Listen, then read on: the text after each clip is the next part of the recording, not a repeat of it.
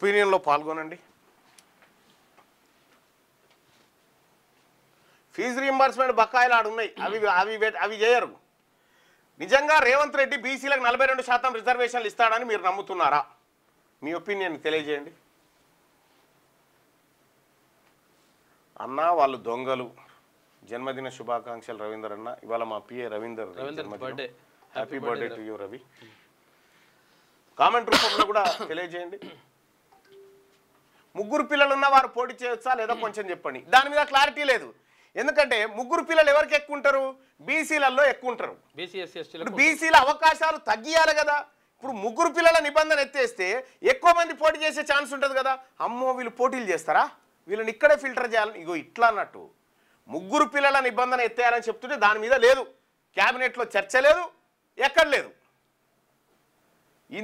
అంత పెద్ద డ్రామా ఆర్టిస్ట్ని ఎక్కడ చూడరు మీరు.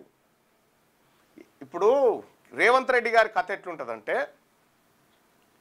పరిస్థితులు ఆపోజిట్ పక్షాన ఉన్నాయనుకో, ఆపోజిట్ పోయి సిగ్గుందా గవర్నమెంట్కు, మాకు లేదయ్యా అని ఆయనే తిట్టుకుంటాడు అన్నట్టు. మాకు లేదయ్యా అని ఆయనే తిట్టుకు, నువ్వు తిట్టగానే ముందు ఆయన తిట్టుకుంటాడు అన్నట్టు. అరే ఆయనే తిట్టుకున్నారా భయ్, పెద్ద మనిషి తిట్టుకున్నాక మనకేంద్ర అనే ఫీలింగ్ కల్పిస్తాడు అన్నట్టు. అదంతా యాక్టింగే. స్థానిక సంస్థల ఎన్నికల్లో పోటీ చేసే వారికి ముగ్గురు పిల్లలని ఉన్న వారు పోటీ చేయొచ్చా లేదా ఇంకా క్లారిటీ రాలేదు.